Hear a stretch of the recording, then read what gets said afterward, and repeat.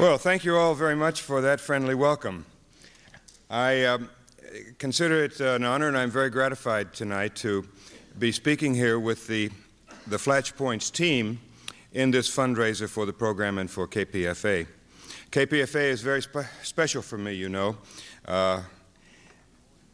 Must be more than 17 years now since over the 4th of July weekend. This is 1975 when my first book came out, and I had spent 5 very difficult years researching and writing that book under difficult circumstances. It had just come out in the United States, and KPFA broadcast the book cover to cover with people reading it all through that 4th of July weekend. I can tell you I was bowled over when I heard that. I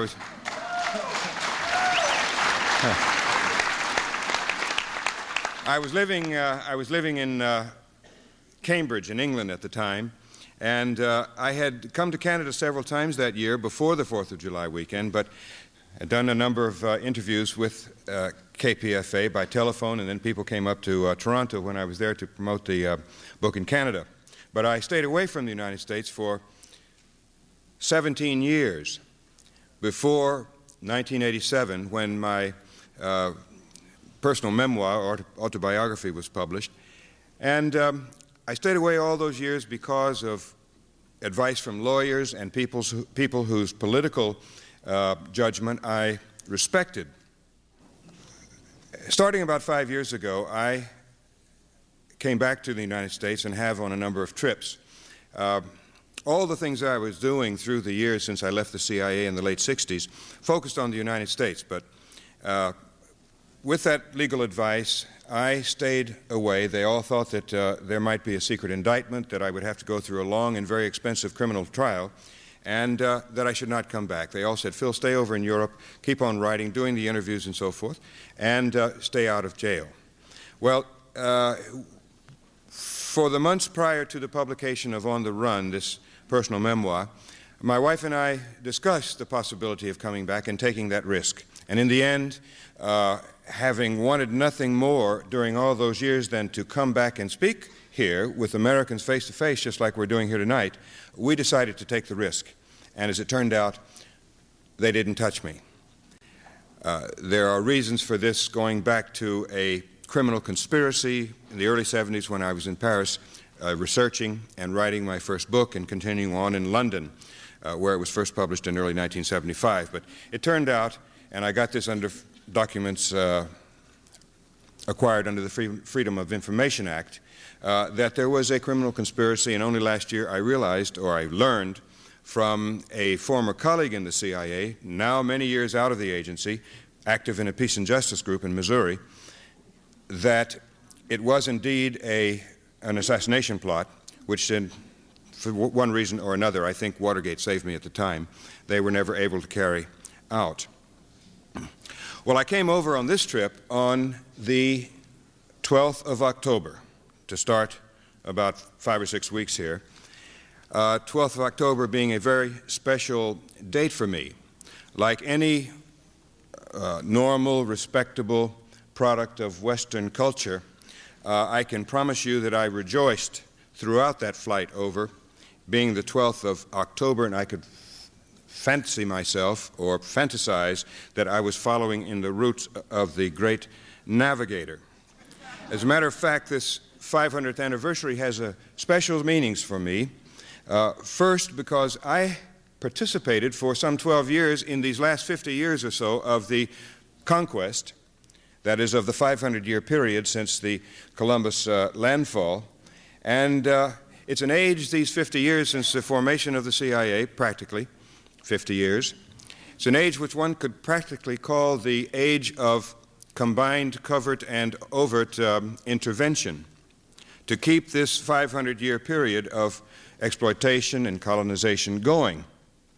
That's one reason why the 500th anniversary had a special meaning for me, and especially on the 12th of October.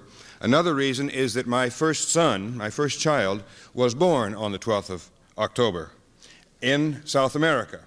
And so every day every time he had a birthday, of course, it was a national holiday, no matter where we were, in the country of his birth or the several other Latin American countries where we traveled after that.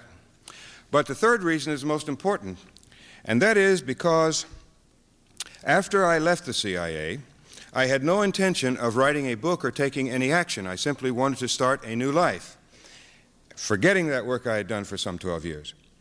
I stayed in Mexico City, which was the place of my last assignment, and I, among other things, went back to school. I enrolled in a doctoral program in the National University of Mexico in Latin American Studies. And I began to do the readings and writing papers and so forth, seeing things in a very different light from what I had seen them even during my time in the CIA down there or in my prior education. It was there that I began to think, this is at the National University of Mexico, that I began to think what until then had been unthinkable, that I might write a book on what I and my colleagues were doing in the CIA in the 1960s. Part of the reason was that I was learning so much about the effect of the European presence in Latin America. I can remember writing papers and researching the so-called MITA, which was the forced labor program in the colonial period, wherein each of the small villages of indigenous populations had to provide so many males each month to work in the mines. And it was such, that situation and the work, that the life expectancy of the people selected to go into those mines was measured in months from the time they started. It's one of the reasons why and the ways in which the population of the indigenous peoples in Latin America, particularly in the Andes region, was reduced by half, from about 100 and some million to about 50 million in just 50 years. I remember also reading, and it had a great effect on me, the works of José Carlos Mariátegui. He is one of the major intellectual figures, you know, in Latin America in this century, Peruvian. As a matter of fact, Shining Path is only short for the full name of the organization, which is the Communist Party of Peru, in the Shining Path of José Carlos Mariátegui. I remember reading his major works, Siete Ensayos, or 7 essays on the reality of Peru, or historical essays. And those, the people in Shining Path now consider themselves to be following, in a practical way, his teachings of the 1920s when he introduced Marxism to Peru. Well, all of these things were happening to me at the University of Mexico, and I began thinking about writing a book. I decided that I would drop the studies. I couldn't get it done in Mexico City. I went to Europe and, over a 5-year period, got the book done. It was published first in 1975, and by the time Bush came in as director of the CIA in early 1976, translations were beginning to come out. It eventually came out in about 28 languages. But the first one started right when Bush came into the directorship of the CIA. It happened that I was invited to all the different countries when the book was about to come out. And before my trip for press conferences and the publication events, journalists would get in contact with me, and they would want to know who all the CIA people were in their countries, like in France or Italy or Denmark or Sweden and so forth. And so they would come and visit me, and we would go through the exercise in which we would get the basic documentation and separate the CIA people in a U.S. embassy from those who were straight State Department and other U.S. agencies. And then when I would go to Paris for the publication, or to Rome, or to Copenhagen, or to Amsterdam, or to Stockholm, wherever it was, over the entire period practically that Bush was CIA director, there would be great exposés of the CIA people in those countries. And this caused them no end of consternation and disruption. I got it all through the FOA documents later on. The purpose, of course, was to expose them on the principle that it was not only important to expose what the CIA does, but the people who do that work. And they have never forgiven me for that. Certainly Bush has not, because he has been on my case ever since. And, of course, coming over for the last couple of weeks of the electoral campaign gave me much gratification to see the outcome, because Bush has said so many things about me. In fact, just a year ago at a black tie banquet at the Washington Hilton, 600 people, it was the reunion of the veterans of OSS. That's Office of Strategic Services, the forerunner of the organization of the CIA during World War II. Except it wasn't just the old people, it was the whole old boy, new boy network. Casey's widow was there, Robert Gates, the new director, was there, Helms, Colby, old directors were there. It was the whole old boy, new boy network. And Bush, of course, gave the principal speech. And in his speech, he stopped at one point and said, "I don't care how long I live, I will never forgive Philip Agee for what he's done to the CIA." And I thought to myself, when I read the clipping, which was faxed to me the day afterwards, it was reported in the Washington Post, I thought to myself, forgive? I will never forgive him, he said. And I thought to myself, how strange that he would even consider such a word, that one, having done all these things, would even remotely consider a question of forgiveness. In actual fact, I was doing it for a principle. But Bush wouldn't understand that, and he, as I said, through the years, had plenty of things to say about me. In fact, they, from the very beginning, before my first book was published, they called me a traitor, a defector, a Soviet agent, a Cuban agent, anything you can imagine, a womanizer, a drunk. One of the ones I liked best was from George Will. In one of his columns, he called me a soiled bit of flotsam from the 60s. I thought that was just a wonderful turn of phrase. But it was wonderful especially because, and he didn't know this, it was wonderful because he took a whole decade off my age. I'm really a product of the 50s, not the 60s. Well, the stories of the period when I was writing my first book, all those adventures, the expulsions from country to country under U.S. influence, the participation with Bush, Ford, Kissinger, and others, those are all in my book, which is on the table, and a lot of you picked it up. I signed them earlier. It's called On the Run. And where books are concerned, I want you to know that early on, when I started coming back to the States and speaking with groups like you, and there have been several hundred now, early on I decided that it wasn't enough simply to come and give a talk for 50, 60 minutes, and then have a discussion period, and then go away. People took the interest and the effort to come to a meeting like this, and I thought it was not right simply to talk and have the possibility that people would go away and forget it. But there is one thing we have to keep in mind whenever we're talking about publications, and especially about books, and that is that they can be quite dangerous. Some of you have heard this wonderful quote from the House of Representatives before, but it never can be said often enough. It's from Harold Velde, the congressman from Illinois, who was speaking in the House of Representatives in the 1950s when I was a university student about to be recruited at age 21 by the CIA. He was speaking in the House against the mobile public library service for rural America. He said, this is a quote, "Educating Americans through the library service could bring about a change of their political attitude quicker than any other method. The basis of communism and socialistic influence is education of the people." This is in the congressional record. That was the temper of the times when I went into the CIA, so I don't think too many people could blame me because I was a product of that very system. Well, we have a new administration, and a lot of people are asking the question, what can we expect from them in many different areas, like fixing the economy, like the question of a woman's right to choose, education, all of those things, those issues that were raised in the presidential campaign. And certainly it's legitimate to raise the question of what are we going to expect from a Clinton administration in foreign policy. And within that rubric of foreign policy, what can we expect from a Clinton administration in terms of the secret side of American foreign policy? The policy that has been followed for 45 years now of using the National Intelligence Service, i.e. the CIA, to intervene secretly in the internal affairs of other countries, to try to influence the course of events, to try to subvert their institutions.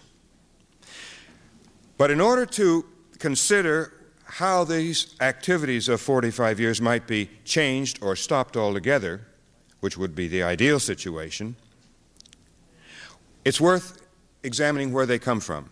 And so I would like to give a slight historical sketch, without going on with too much detail or time, about where these things come from, because in order to stop them, one ought to reconsider one more time where they come from. You know, the CIA was established in 1947 as the National Intelligence Service, the first civilian professional intelligence service that the United States had ever had. The military services had had theirs through the years, but we'd never had a national intelligence service. It was established under the National Security Act of 1947, which also provided for the reunification, or for the unification of the armed services under the Secretary of Defense and the Pentagon. This law, this law also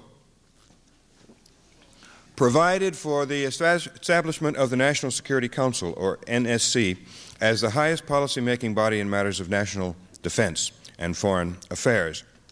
The CIA was established as an instrument of the President and the National Security Council, the NSC being composed under law of the President as chair, the Vice President, the Secretary of Defense, Secretary of State, and others as the other ad hoc members that the President might select. Well, it was established, the agency, to collect information all around the world and to process it and analyze it and put it in the hands of the President and others who would need it for their decisions, so that they would make decisions on an informed basis. We know, and have known for some time, but know crystal clear since the Gates confirmation hearings last year, that the CIA failed through the years in its principal task, that is, in evaluating the threat from the Soviet Union. They failed in the sense that they grossly overestimated the proportion of gross national product that the Soviets were putting into military matters, into defense. Of course, United States spending had to be based on some estimate of what the Soviets were doing in order to stay ahead of the Soviets. And so we needlessly spent, over these 45 years, hundreds of billions of dollars because of the CIA overestimates of the Soviet investments in military purposes.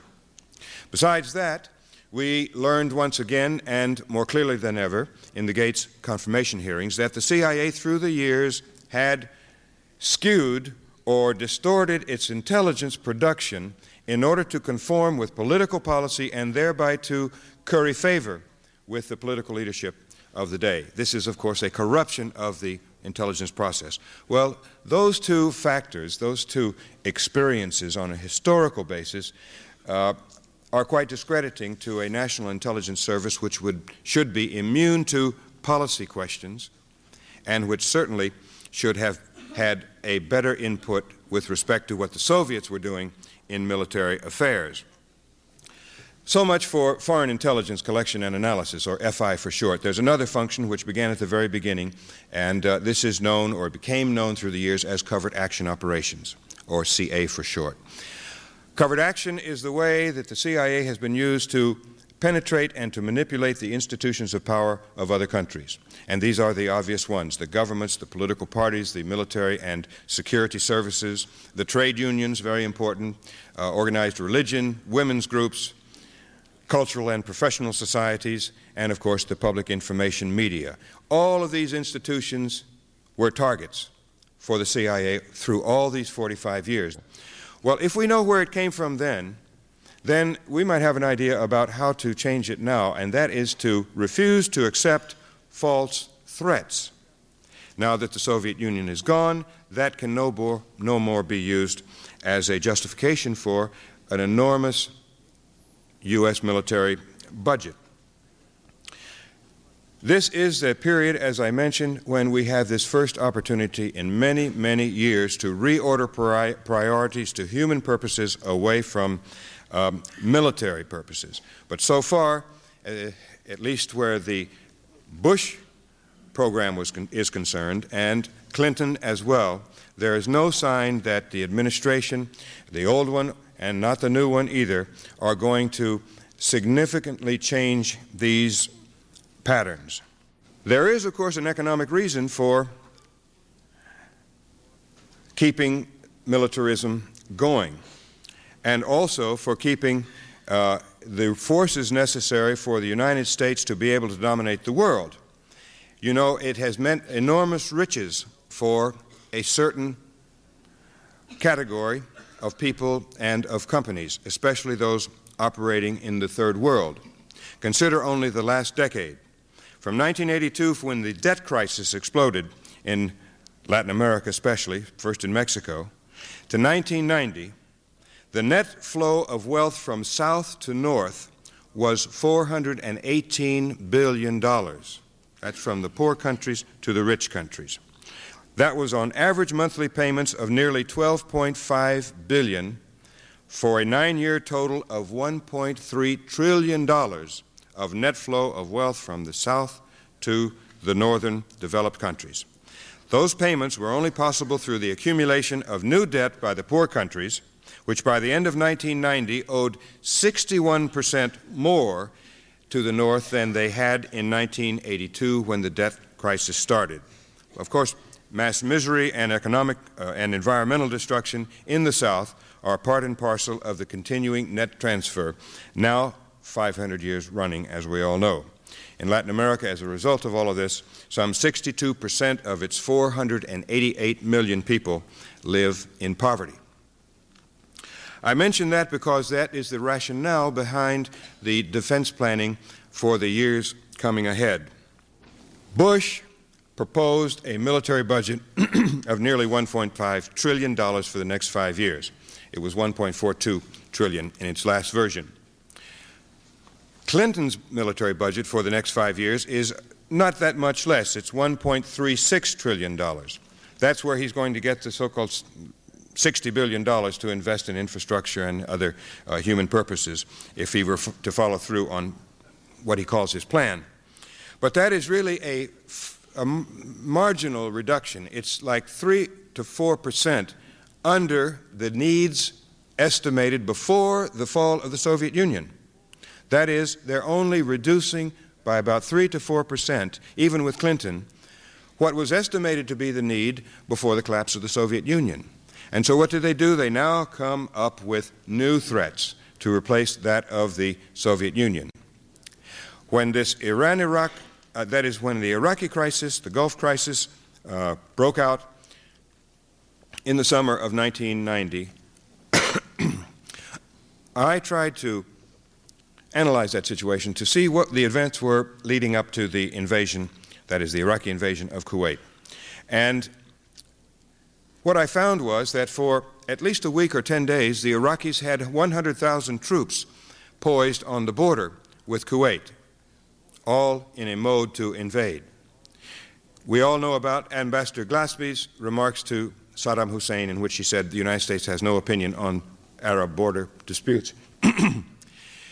We know now also of all those loans, those fraudulent loans, totaling more than $5 billion, which the Bush administration allowed to happen to Iraq so that they could then build up their military forces leading to that invasion of Kuwait. My conclusion at the time was that, and I still hold the same conclusion, was that Bush wanted Saddam Hussein to believe that he could take over Kuwait with impunity, and thereby there would be an international crisis with a new threat, i.e. a third world threat, to replace the threat of the Soviet Union and thereby keep the military economy going. And so far, I have seen nothing to contradict that opinion or that conclusion. Early this year, there were some very interesting leaks on the military planning for the next 5 to 10 years. Some of you may have seen them. They were leaked documents, top secret documents, leaked to the New York Times and to the Washington Post and published in newspapers all over. The first one was in February, which outlined 7 different scenarios for a future war. That is, the scenarios for which U.S. military forces would have to be prepared. and that would justify this nearly $1.5 trillion over the next 5 years. There were 7 scenarios. Do you remember that? Some of you read about them. One was another war with Iraq. One was another war with North Korea. A third one was simultaneous wars with both Iraq and North Korea. A fourth one was to defend a Baltic state from a resurgent and expansionist Russia. Still another one was to defend the lives of U.S. citizens in the Philippines. There are some thousands of U.S. Citizens living in the Philippines in the event that the civil war there were to worsen and those lives were to be threatened, or let's say that there was to be a threat to the takeover, a threat that the new People's Army would take over the Philippines. That might require a new Vietnam-style invasion. Another was to defend the Panama Canal from narco-terrorists and the Panamanian government. And the 7th scenario was the eventual emergence of an anti-U.S. global adversarial rival, that is, a superpower that might be coming up, or a coalition of nations that might oppose the United States. Well, about a month later, in March, there was another document released or leaked of which those scenarios were a part. And these documents showed that the defense planning was the prevention of any other rival from emerging anywhere in the world. One of the key quotes from that was, "Our strategy must now refocus on precluding the emergence of any future global competitor. Our first objective is to prevent the emergence of a new rival either on the territory of the former Soviet Union or elsewhere." And as far as the developed countries were concerned, like Japan and Western Europe or Germany, the document read, without mentioning any countries, "The United States must account sufficiently for the interests of the advanced industrial nations to discourage them from challenging our leadership or seeking to overturn the established political and economic order," which is, of course, U.S.-dominated. "We must maintain the mechanisms for deterring potential competitors from even aspiring to a larger regional or global role." In other words, the United States would be the sole global bully all around the world. Well, these documents that were leaked show pretty well what the thinking was in Washington, and they were the result of deliberations between the White House and the National Security Council and the Department of Defense. And as I mentioned, they were the documents which were the thinking behind the budget of nearly $1.5 trillion over the next 5 years. Well, I mention this because the CIA's activities are, of course, within the framework of U.S. defense planning, especially what is known as covert action, what I described.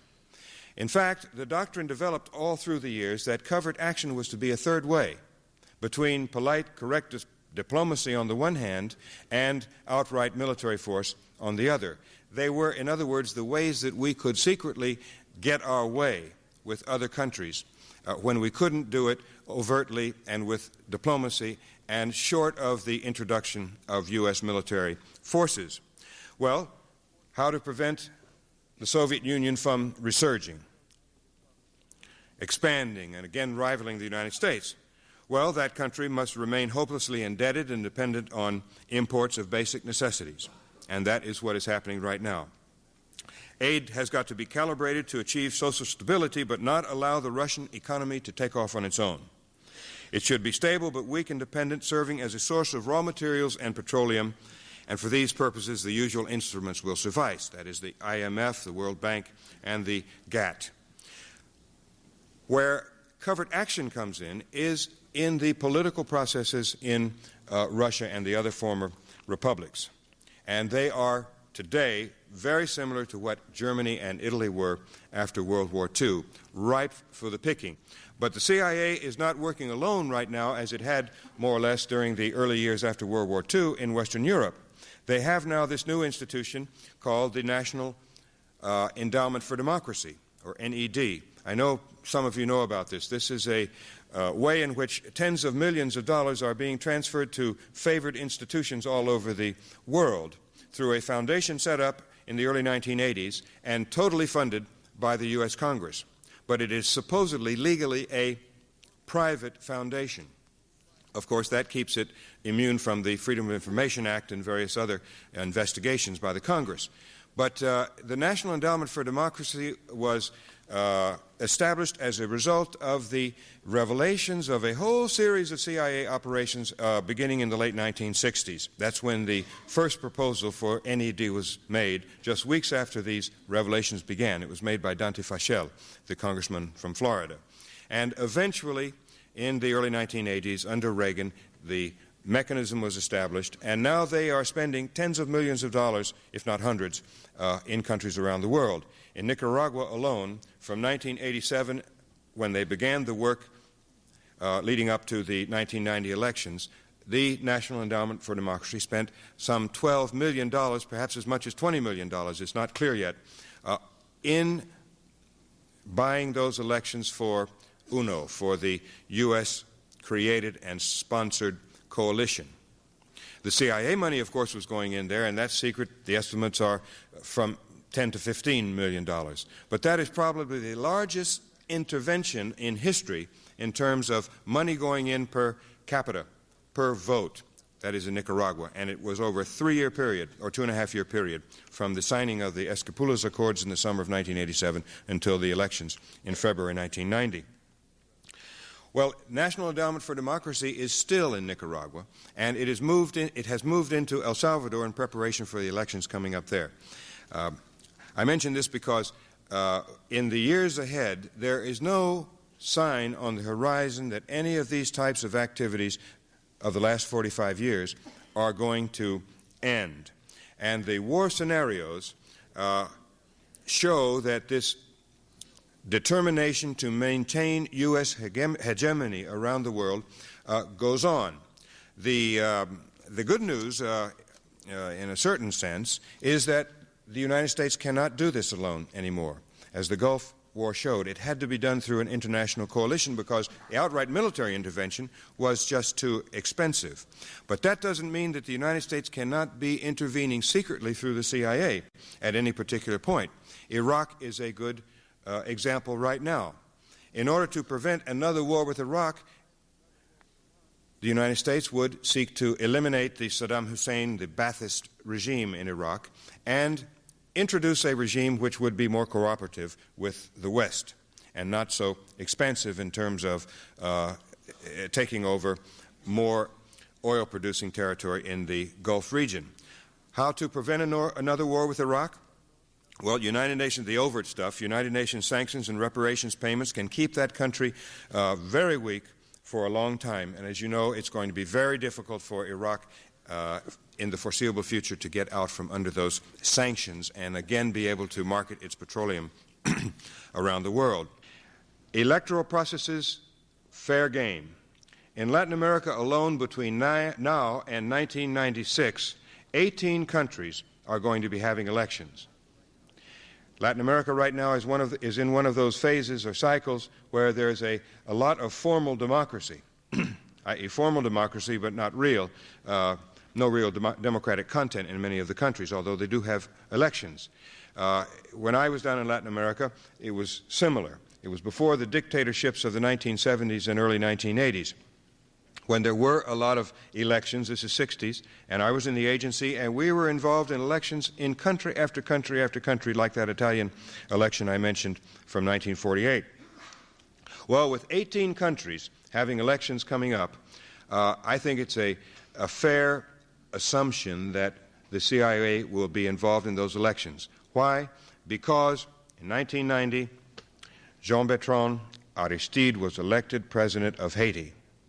And what had to be done after that? I mean, that was an embarrassment for the system. He got 67% of the vote, and luckily for the United States, the military was still in position to overthrow him. About 3 weeks ago, Chetty Jagan was elected president of Guyana. You know Guyana, the country on the north coast of South America, former British colony. Well, Chetty Jagan is the historical figure of Marxism in Guyana.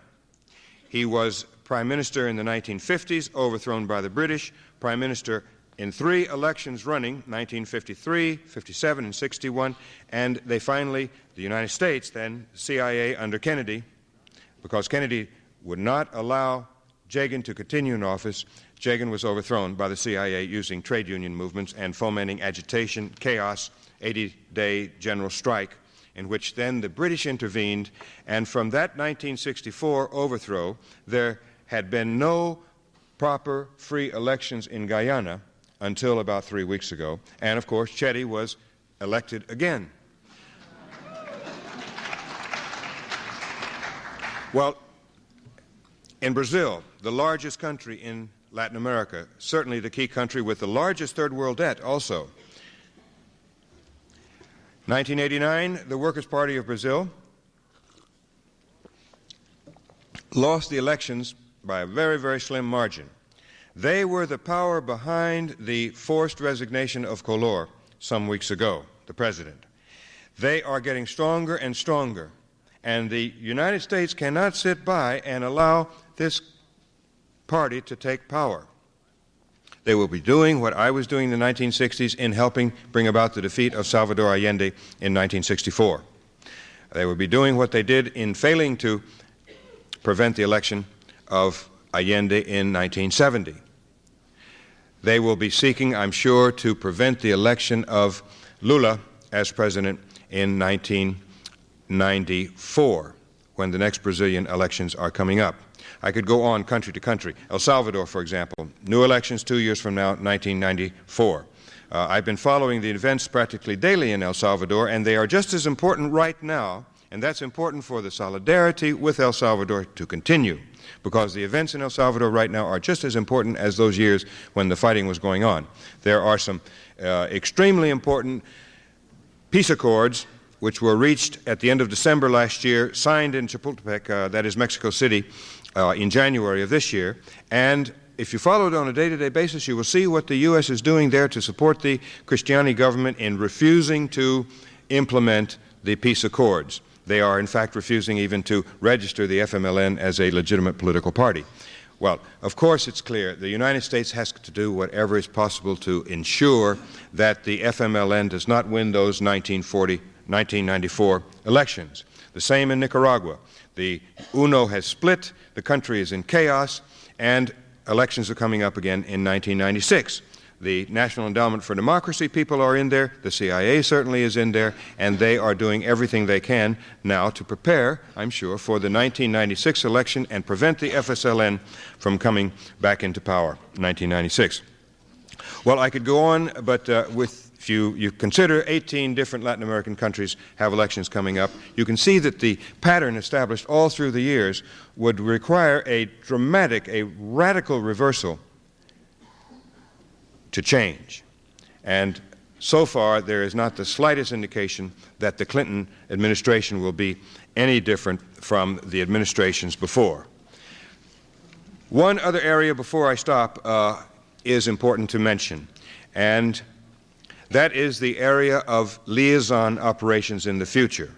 We've talked a little about the covert action operations. Of course, they're going to be trying to collect intelligence from all over the world, and especially in the third world countries, because despite the fact that everyone says the Cold War is over, those who say it's over are refusing to accept the fact that there was a north-south dimension all along, that the east-west dimension was a military standoff from the very beginning, i.e. NATO and the United States against the Soviet Union and the Warsaw Pact. But it was the third world dimension, north-south, where the fighting really took place, as in Vietnam. And that dimension continues because the United States is more dependent than ever. The developed Western world, let's say the OECD countries, are more dependent than ever on the resources, the markets, and the labor of the third world. This is not going to change. So the dominance or the domination of the third world is a given if that transfer of wealth from south to north is going to continue. And that is the source of the prosperity of company after company, based whether it is in the United States or in Canada or Germany or Japan. In the liaison operations, the principal goal is to eliminate the threat from those groups and individuals who organize themselves to change the system. And these systems in regions like Latin America, other places, are so basically unfair. There are so few people who are inordinately wealthy, so many people who have no hope at all. And it's worse now in Latin America. I can hardly believe it, but it's worse now in Latin America than it was when I went down there 32 years ago in 1960, at the end of the Eisenhower administration. It is worse now even than it was then, and then it was appalling. The CIA will, in other words, be working with the security and intelligence services of other countries. And one way they're going to be doing it is through high technology. There's a book on the table back there by Ari Ben-Menashe. It just came out 3 weeks ago. It is called The Prophets of War. Ben-Menashe was an officer in the Israeli military intelligence service for 12 years. And he was involved at the highest level in some very, very interesting things. It is probably the most sensational book that's come out this year, although it is not receiving the proper attention it deserves in the U.S. information media. But Ben-Menashe, it's a very long story who he is and the controversy surrounding him for the last 2 or 3 years. But one of the things we owe to him is gratitude for having outlined how the Promise software developed by the Inslaw company was marketed around the world to intelligence and security services. When I was in the agency, I was in charge in 2 Latin American countries of what we called first the links list. Links as in the animal. The links list was a series of files on all of the most important political activists of the left in the host country. I did it first in Ecuador and then in Uruguay, but all the countries of Latin America, and I'm sure all the third world countries, had the requirement on the CIA stations, which came from headquarters, to keep this list up to date. What it amounted to were files on the individuals, names, place and date of birth, biographic information, in other words, synopsis of the political activity of the person, which was constantly being updated, up-to-date photograph, where the family lived, where the man or woman worked, where the spouse worked, where children went to school, where they took their leisure activities, where they were liable to go to hide in a period of crisis, all of those things. And some officer, in my case I was a junior officer at the time, I had to keep these different files up to date, and it was all in Spanish for quick turnover to the local police and security authorities so that these people could be rounded up en masse. And we used this information in Ecuador, for one example, in 1963 when a whole series of our operations came to fruition, as they should have, and resulted in a military coup against the elected civilian government. There was a military junta immediately in place, and we were turning over this information, I was, to the local security authorities. That was one of my jobs. And they, in turn, were rounding up people by the hundreds and putting them in jail. Very similar information would have been used in Chile in the aftermath of the Pinochet coup in 1973, and there could be many more examples. In El Salvador during the 1980s, I'm certain that this was done by the CIA with the Salvadoran security forces. Well, what I was doing in the 60s was all by hand. It was before computers, or certainly before microcomputers, and the development of the software to make it all computerized. But in the late 1960s, a man named Bill Hamilton in the National Security Agency developed a program for use in tracking people. And he left the National Security Agency, took over a nonprofit company named Inslaw. Many of you will have been following the Inslaw scandal. And he further developed and enhanced this program called PROMIS. P-R-O-M-I-S stands for Prosecutors Management Information System. And he then sold it to the Justice Department. Justice took it, refused to pay him. There was a court suit that followed, and I'm not going to go into the details, because what is important is that this program was a development of what I was doing with the links list, or what was later known as the name changed to Subversive Control Watch List. And Ben-Menashe writes in his book how the Israelis got this program from Earl Bryan, the former Secretary of Health Services here in California during the Reagan period as governor. Bryan was marketing it around the world. The Israelis also marketed it around the world through another private, so-called private individual, i.e. Robert Maxwell, the tycoon who owned the mirror interests in Britain and who later was killed. Ben Menashe is certain that he was killed, that he didn't commit suicide when he fell off his yacht. But in any case, what happens is the Israelis provide this software to the Guatemalan government in 1984. What does this system do? It means that disparate databases can all be made to interface, and that the formats can be made compatible through this very high-tech advanced software. It means that for a list of individuals, everything about them can be put into the same computer program, from the water company lists to the telephone company records to the electric company records, all the utilities, bank records, travel records, for example, all the airline reservation systems, trains, buses, everything you can imagine. And of course the national identity registration documents. In Guatemala, in order to make this work, they got new IBM computers, and they did a new census of the whole country, and they issued a new system of identity card, identity document. Then they trained the security forces and the army to use a very elementary computer terminal, which they installed all over the country, and in bus stations, at airports, even roadblocks in the most remote places. And this was the period of the greatest political repression in Guatemala in history. It was the period of the general Mejia Victorez, who was calling himself president at the time. Well, the Israelis and the CIA created trapdoors into this program. Trapdoors meaning a way through modems in which they could have access to the computers of the host intelligence or security service. They tried it first with the Jordanians, and as soon as it was installed through the trapdoor program, the Israelis were reading all the files of the Jordanian military intelligence service. And of course, the principal target of the Jordanians were the Palestinians, which were the Israelis' principal targets. And so they were able to collect an enormous amount of information by monitoring what the Jordanians were doing through this PROMIS software. The same thing happened in Guatemala. The Israelis were able, with the CIA, to monitor the way the Guatemalan security services were using PROMIS in the political repression. Well,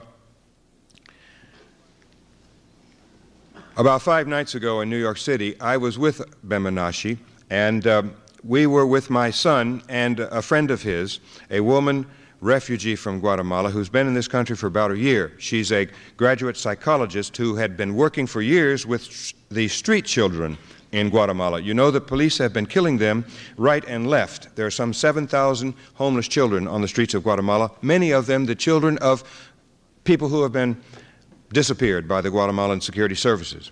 She was threatened with assassination. She refused to leave. Then they threatened her children. Then she did leave, and she was sitting there as Ben Menashe was describing this mid-1980s setup in which there were all of these checkpoints all over the country and the terminals to this PROMIS software stuff in computers. And of course, he said that the Israelis knew that as they monitored that system, over a period of a little less than 2 years, from the installation of the program in 1984 until late 1986, 21,732 Guatemalans were murdered, identified, located, and murdered under the system. Well, this woman, of course, started to cry. The tears started to come down her face, and she began to weep because she said that so many of her friends, the best people that she'd ever known in her life, had disappeared. Even people in a wheelchair, she gave 2 examples, were disappeared. They just were wiped off the face of the earth and never found again. This is something for the future. It is obviously a development of what I was doing on the links list and the subversive control watch list in the 1960s, but developed into the highest possible technology with computers and software.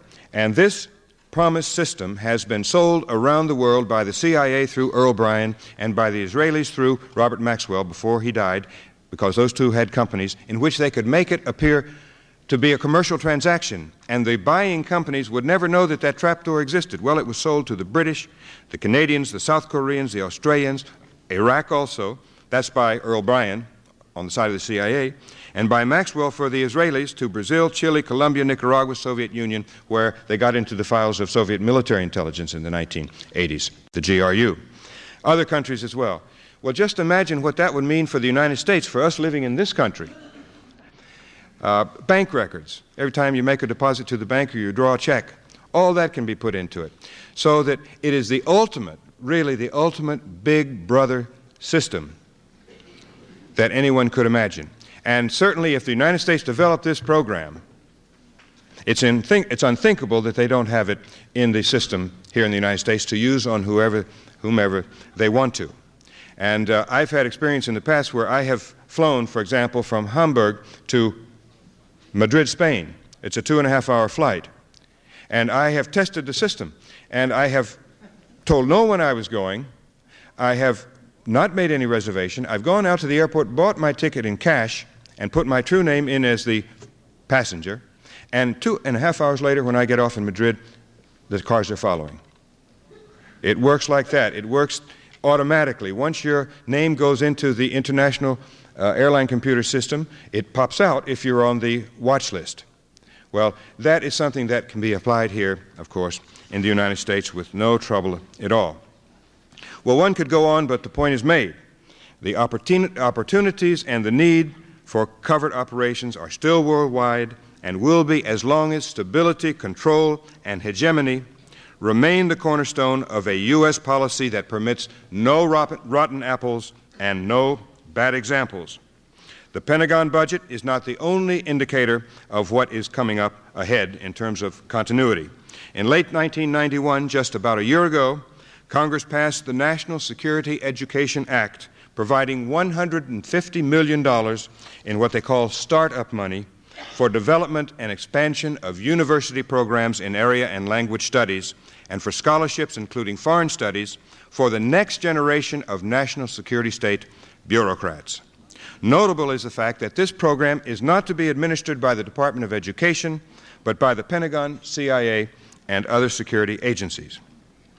Of course, alternatives to continuing militarism do exist, and these include alternatives to the social decay at home, as any reader of the alternative press knows quite well. Of note is the House Black Caucus, Progressive Caucus budget, providing for a 50% reduction in military spending over the next 4 years. Last March, this budget got a full day's debate in the House of Representatives, and it got 77 votes, far more than Bush's budget got. One of the things that we really should be onto is to promote and to bring to the attention of people that proposed budget. And it includes, of course, the work of Rondellums from this district.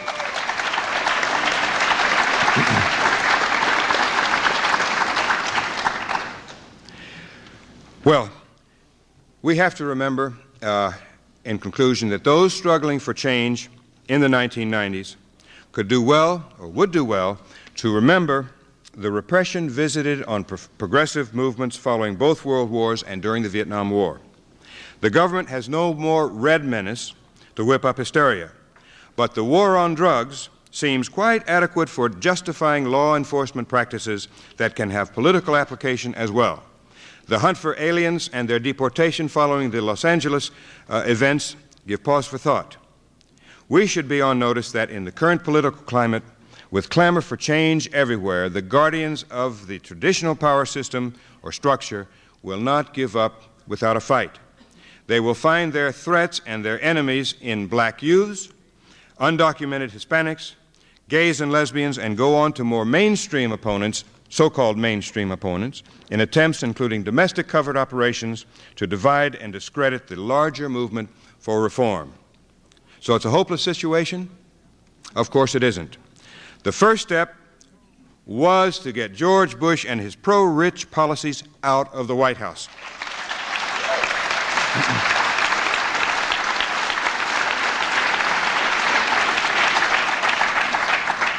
With Clinton, of course, we must keep the pressure on for all the human investments that he campaigned for reversal of the Reagan-Bush redistribution of wealth upward, for faster elimination of the military economy.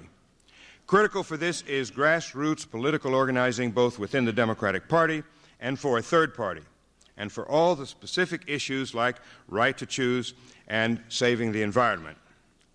Finally, we should not forget solidarity with the victims of our generation of the Columbus legacy, both at home and abroad. Here, we must intensify the efforts to obtain the release of Leonard Peltier and other Native American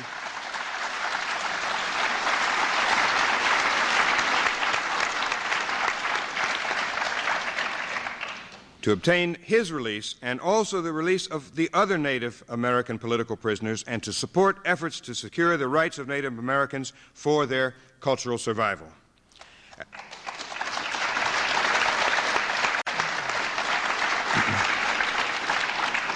As for victims abroad, we must work in every possible way to stop U.S. support for political murder in Guatemala, and we should support and certainly applaud Rigoberta Menchu's Nobel Peace Prize of this year.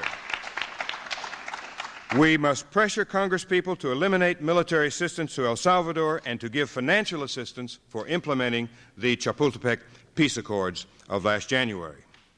Equally, we must get the National Endowment for Democracy out of Nicaragua and pressure Congress to grant the funds needed for reconstruction in that country because of the U.S.-financed Contra War.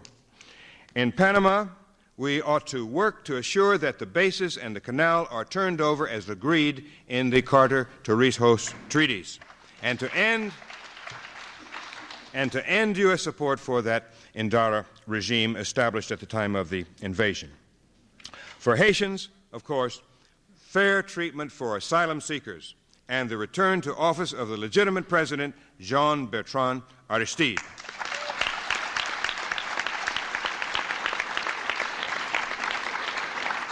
Knowing the history of U.S. intervention in Guyana against Chetty Jagan, we must work for a hands-off Guyana policy.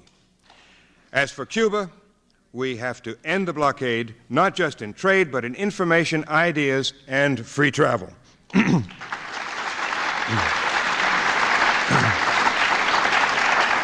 In a global sense, we must end U.S. interference in elections and other internal matters in foreign countries, whether by the CIA, the National Endowment for Democracy, or any other U.S. entity. And not the least, we must end CIA support for security services that torture and murder for political reasons. That's a lot to do, isn't it? I hope that we are all in it together for the long haul. Are we? Thank you very much for your attention.